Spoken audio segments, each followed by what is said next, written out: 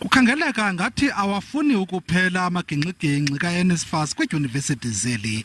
Wayanda Sikhosana nowenza izifundo zomthetho kwidyunivesithi yaseUnisa uthi wayifumana sele encama inkxaso-mali yakhe ye-NSFAS.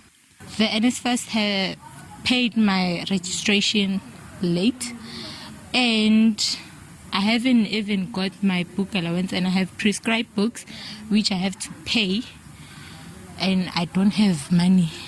Enye ingxaki enkulu yabafundi kukungazi ukuba bangathetha nabani ngengxaki zabo zezimali.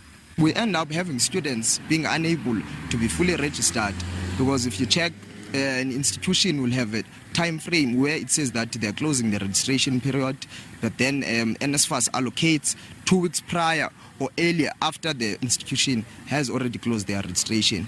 Abanye abafundi batshonezwa pha ematyaleni kuba baboleke imali zokuthenga incwadi ngethemba lokuba baza kuzihlawula xa sele befumene imali ka-NSFAS.